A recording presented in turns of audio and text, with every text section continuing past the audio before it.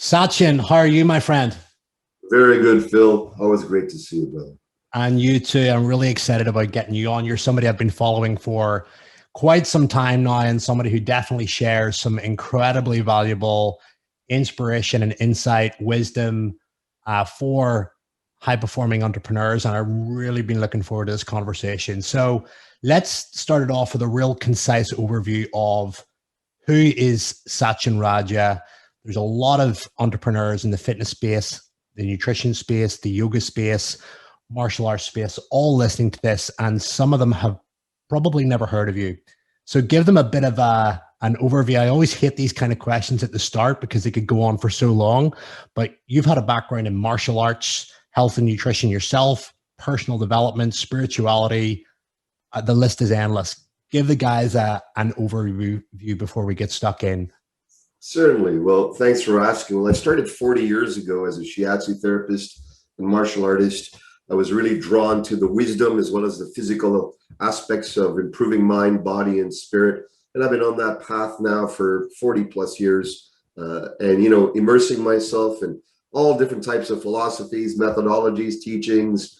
I continuously love to learn and absorb. Bruce Lee talked about this principle of absorb what's useful, discard what's not, meaning get rid of the stuff that's outdated for you and come up with your own creations. So I've been on that journey from being a therapist, physical, mental, emotional, spiritual, and now I'm a guide, a mentor. I support business leaders who are interested in having a holistic form of life, transcending the ego and becoming really the most potent expression of leadership and impact that they wish to make in the world.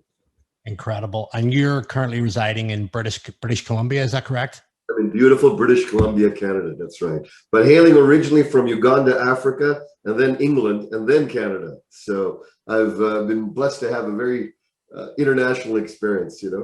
Incredible, incredible. So I want to get stuck in, and before I do, I want to just get some real layman stuff out of the way, because there's probably going to be a couple of words that are going to come up here that some people will not have an understanding of, or will maybe have a vague understanding of. And I would love to hear your take on these words. So really simple: consciousness. If people hear that word, what exactly do you mean by the word consciousness? What do you actually are you explaining? What does it define Yeah. in your terms? Well, when we're deep asleep, we're not conscious. When we're getting some type of surgery and underneath anesthesia, we're alive, but we're not conscious, meaning we're not able to perceive ourselves, not even aware of ourselves, not even aware of the world, anything around us. So for me, consciousness is the degree of how much awakeness we have. How awake are we? So when we wake up in the morning, we're more awake. When we go about our day, we're more awake. The challenge is our consciousness is stuck and sticky in many things that distract us, our worries, our family concerns, our business concerns, and those things mire down our awareness, bring it right down, and we're not as alive and awake as we can be. So for me, consciousness means how deeply can we connect ourselves to being awake, removing ourselves from the things that keep us more sleepy, brainwashed, hypnotized, all the commercials out there, as health professionals, we know how much hypnosis is there regarding junk food, attitudes, ways of life that aren't fulfilling and realizing our full potential. So for me, awakeness means becoming more awake bodily, becoming more attuned bodily, becomes more attuned mentally. What are we putting our attention to? Whatever we are, it's going to grow. Whatever we water in our mind is going to grow. If we put our attention on stuff that's not good for us, that's going to grow. So let's become awake, become more aware of what are we perceiving, putting our attention on. Emotionally, as business leaders, as guides of other people, it's really also important to become more awake emotionally. What is the inner turmoil? What are the challenges? What are the traumas we've had in ourselves that are keeping us weighted, that are not keeping us fully present? When we can learn to heal and awaken our emotional body, we become better fathers, better leaders, better mothers, better guides, better servants, right? Yep. And then spiritual awakeness, spiritual consciousness is how tapped we are to the magnificence of this universe. Whatever we want to call that great mystery, God, truth, life, infinity. And I don't think there's any arrival to consciousness. I think it's a continuous cultivation and a continuous expansion, that we can be on the path forever. Solid. Yeah. One of my questions there was, what do you define spirituality as? And I think you've answered that as well. So, in essence, are you basically saying that as entrepreneurs, one of the main challenges that's holding us back is all of these stories that we're playing, the junk food, the advertisements, society, culture, and a lot of the stories that are run throughout media that are ultimately keeping us living in fear and holding us back from expressing ourselves and really being our true self in many ways, shapes, and forms? Absolutely, my friend. And, you know, we understand this as health professionals. We understand, you know, when we're helping people break through their plateaus, most of the time it's mental and emotional, psychological. Many of the times, the body will only follow what the mind and the emotions are telling it to do. And so when we dive into deeper realms around how can we be more clear mentally, emotionally, how can we be more attuned to wisdom? To me, that's another aspect of spirituality. Listening to our forefathers, listening to our foremothers, listening to our elders, tapping into the wisdom of nature, Mother Nature. When we tap into all these things, then we become more of a whole, solid, strong being that's really the fullest expression of what we can be. And ultimately, that is allowing one to be of greater service to the world, greater service to themselves, and ultimately express whatever their talents and skills and interests and values are. So that was really, really interesting. Now, you run a company called Warrior Sage, and I'm really interested into how you came into the naming of that company. Define for me the warrior and define for me the sage. What exactly is that? And I think there's a lot of wisdom to be taken here in the combination of those two words together. And I'd love to hear your take on it. Absolutely. Well, I believe there's a warrior and sage within all of us. Doesn't matter who we are, we all have a warrior and a sage. The warrior for me is the part in us that faces fear and doesn't back down, that faces fear and learns to not collapse, but meet it, finds the place within us that is smaller than what we could be or is plain small, and then chooses to go beyond that. It's courage, it's honor, integrity. The warrior is also the part in us that has a mission, something higher than just our small lives, something that hears for the greater good. And the warrior is the one who steps on that path continuously, gets knocked down 2 times, 3 times, gets up on the 4th, 5th. So the warrior element is the one that makes us stronger. It's the one that goes to the gym, one that exercises, that one that challenges us within ourselves. And so the more we sharpen the sword within ourselves of our warrior, the more impeccable we become, the more integral we become. And the more we're felt as someone who can be trusted. We garner more dollars, we garner more trust, we garner more impact, we become more influential when we hone the blade of the warrior.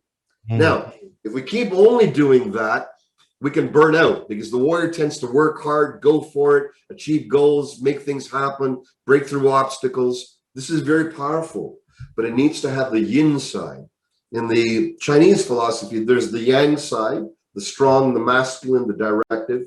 There's the yin side, the soft, the expansive, the receptive, the tenderness, the awareness, the beauty. And to me, the sage is cultivating wisdom.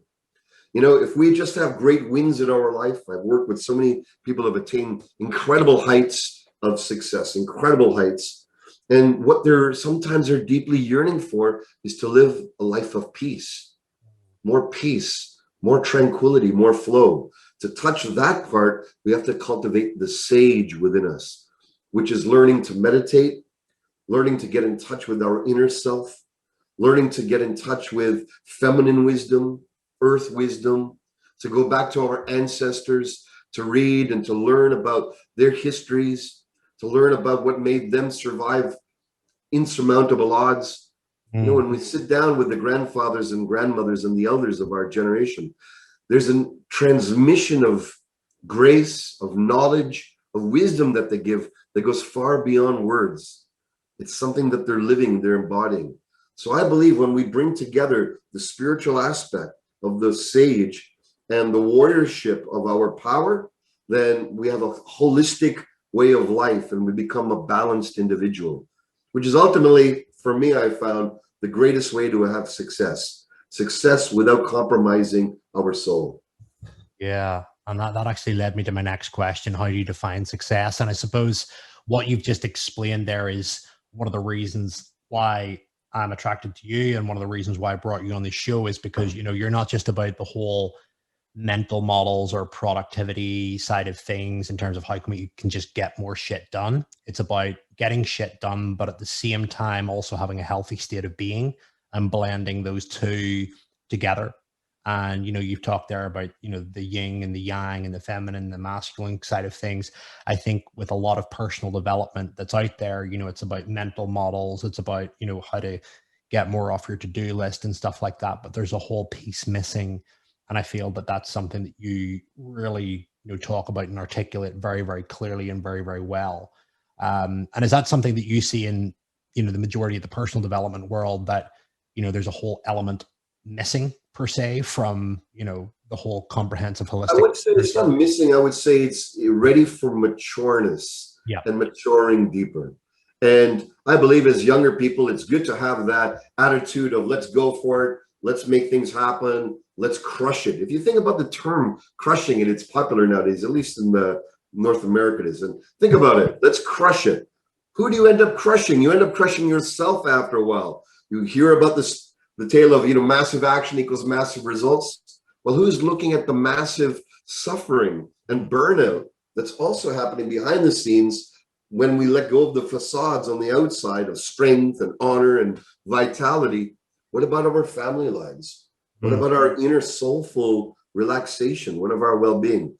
I think it's not only important to cultivate where we're going, which is achievement-oriented consciousness or mindset, but also as valuable, perhaps if not more, where are we coming from?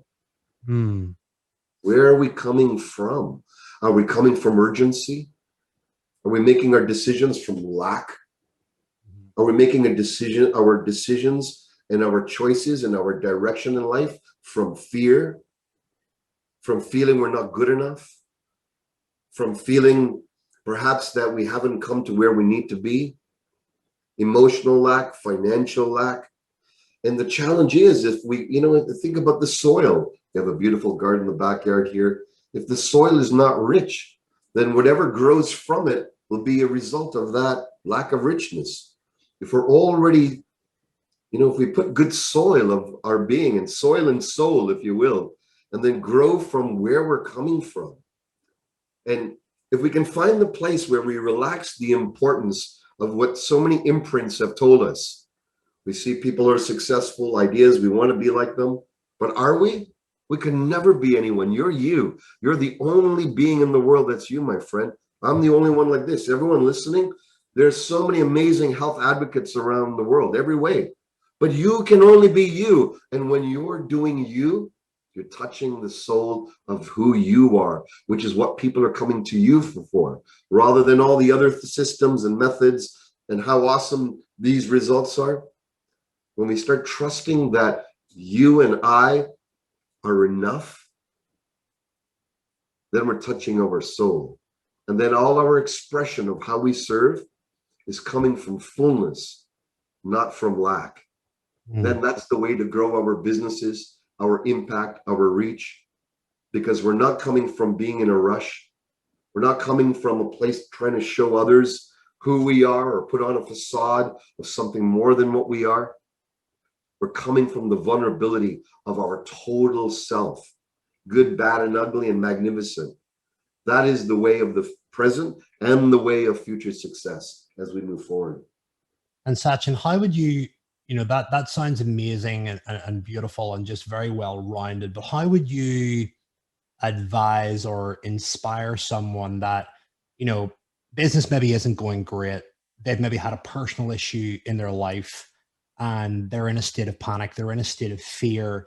I mean, what are some of the go-tos? And I mean, obviously we're in a podcast here, we've got limited time, so we have to obviously, you know, hack it down to relevant context.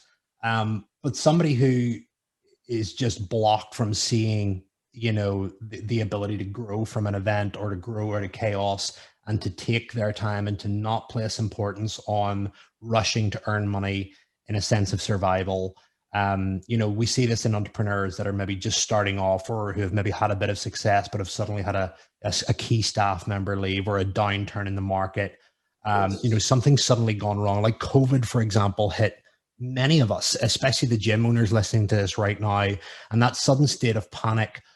How does one, protect themselves, open themselves up, and trust in that flow of life? How do they build the courage for that? Maybe that's a very open-ended question, but what are some go-tos for that for people listening? Because I'm sure That's a valuable question, Phil, because my business, I had to pivot right away because of many of times I was giving seminars live, Yep. traveling around the world, and I had to take a big gulp. And I think the first place to start is you got to slow down, remove yourself from all the doing, and then you got to get real and honest with yourself by feeling where you're really sitting. For me, I had to sit back and I had to go, holy shit. I had to feel the fear. Usually my warrior mind is trying to move beyond the fear, be ahead of it, try to put it to the side, smash through it, not feel it. But by doing that, we avoid the inevitable, where it comes back again in some way. So the most powerful warrior act we can do is actually to feel our fear, to feel our limitations. That has an image. It has a thought associated with it. There's emotions, there's body sensations. And it's to really say, okay, before I move forward, what's really true? Getting in touch with the truth of where you're really at, not bullshitting yourself. And then if you need to write down, this is what I'm feeling is true right now. I'm feeling scared. Bring a friend with you, a partner, a colleague, a loved one. Sit down and get into a vulnerable place and say, this is what's really going on. Yes, I'm a strong advocate of health and vitality and success, but at the same time, right now, I'm hurting. I'm scared. I don't know what to do. I'm scrambling. To get in touch and to feel fully all the discomfort that's within is one of the most powerful things we can do, because rather than avoid it or operate over it, it actually starts to transform the fear, the concern, the worry, the rushing, the overwhelm.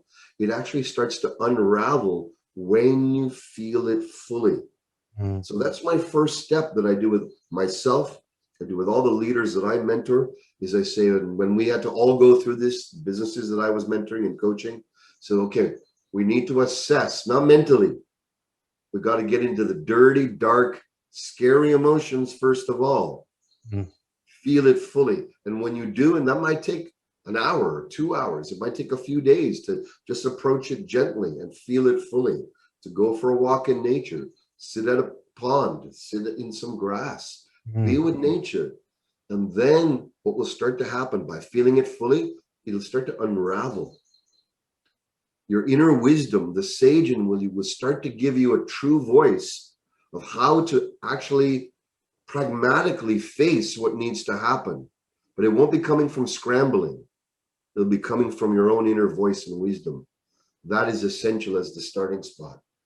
Yeah. And I think, with a lot of the stuff that's, preached in the personal development world at the moment, there can be this misconception that one should be able to quickly move through or transcend, if you like, personal problems. And, we're all told that, quite often our chaos leads to, great times in our lives. It teaches us a lesson, etc.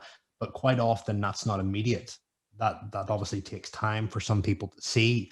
And I think especially men in particular that I've seen it over the years can get quite guilty for embracing that kind of fear and actually sitting in it, and they feel uneasy sitting in it. And like you said there, they want to embrace the warrior aspect and move beyond it without actually sitting in it. And I've definitely seen that as definitely a big thorn in a lot of entrepreneurs' sides over the years. The discomfort is the soil in which you're going to grow new, strong roots.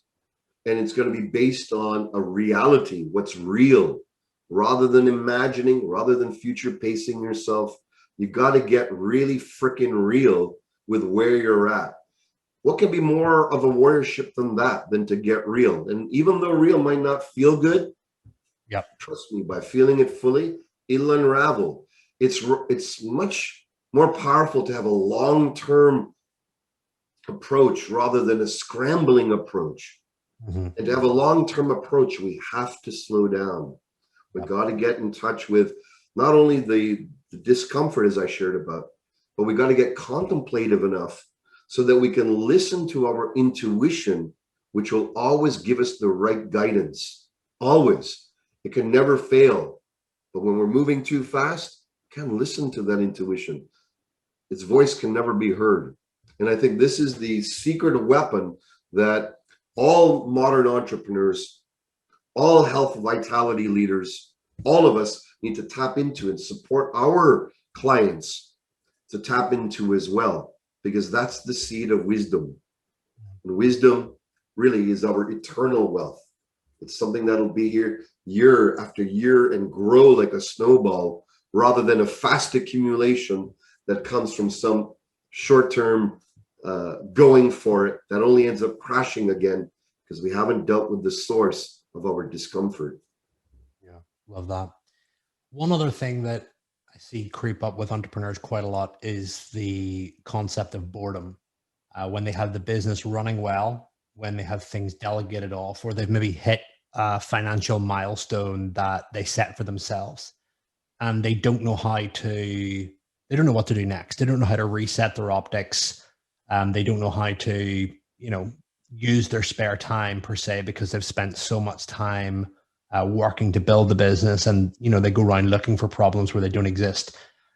What key piece of wisdom would you share with individuals that are in that state of boredom? The business is running well, and they ultimately don't know what to do with themselves, and they've created no future for themselves, or they don't know how to.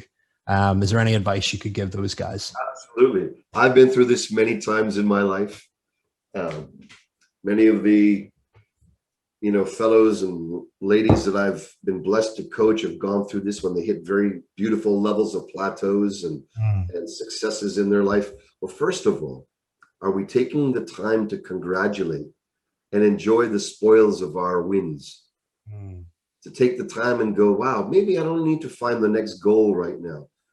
Am I tending to my own backyard, my partners, my family, my loved ones, my mom, my dad, whoever? Am I tending to what's fun and joyful?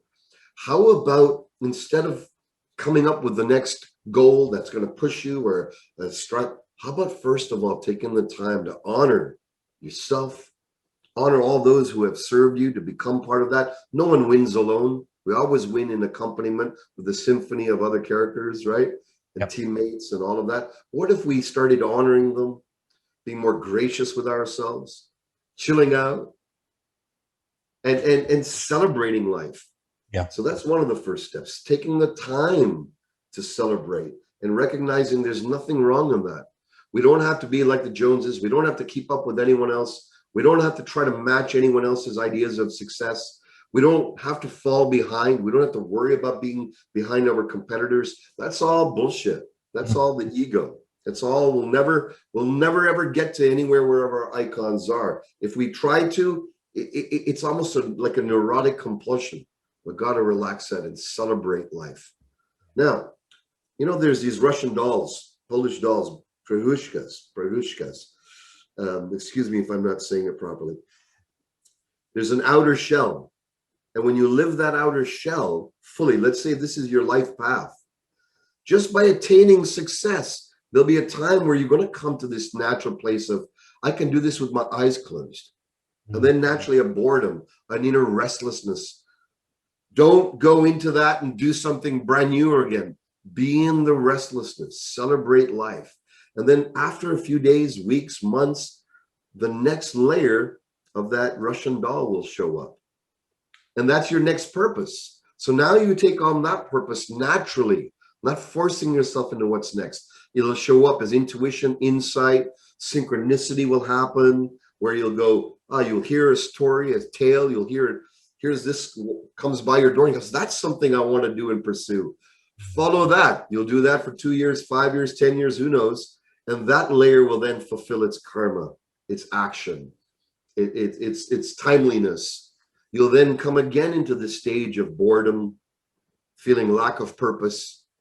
But in those moments where you feel boredom, lack of purpose, emptiness, don't fill yourself with junk food. Don't fill yourself up with distraction, sex, media, junk, buying purchases. Don't do that.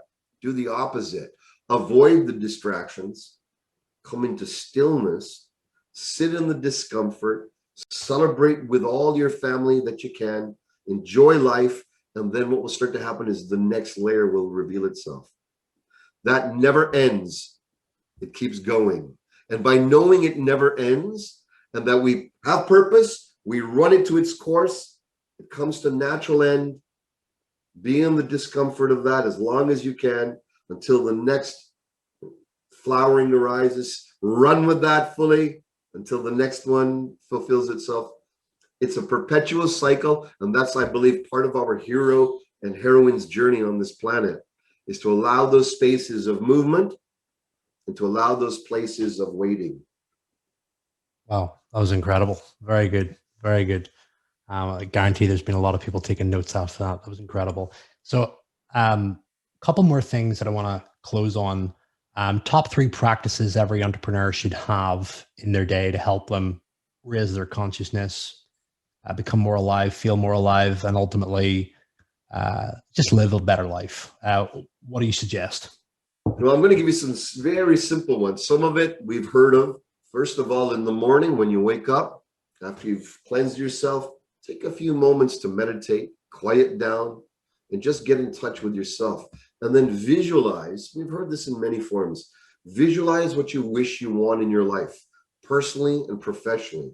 But don't just have it as a board. Go in the experience fully as if you're living it in 3D. Stay there for 2-3 minutes. Then what you do, and this is the interesting part, the next step is once you've created that visualization with feeling, with true feeling, what's it like to live with my family all beautiful and happy and healthy and I'm having great times. And here's the key, you don't have to get so specific. It just has to be vague enough till you get the feeling. Now, the next step is very interesting. Not too many people know about this. This comes from Taoism, the ancient philosophy of actionless action, stressless action. And that is lower the importance on what you just visualized. It's the neurotic ego that wants to then drive it, that visualization. But what will happen is you've changed the internal dynamic by whatever you visualize. Now, I'm going to let that go. I'm going to turn down the dial of importance on this and just be calm about it and hold that energy. The third step is act. Just do simple acts, not heroic or valiant, simple 1, 2, 3 acts of that day and watch it all unfold. So feel fully the realm that you wish to live personally and professionally. Number 2, dial down the dial of importance. Make it so that you're actually, it's all cool whether it happens or not. And number 3, make concerted, less emotional decisions that make actions that move you forward. That will actually paradoxically get you way further ahead than you would with just motivation mindset. Yeah. Love that. Love that. Now, you've got a book coming out called Transcendent CEO. And I just want you to talk briefly about why did you write the book and what exactly does Transcendent CEO mean?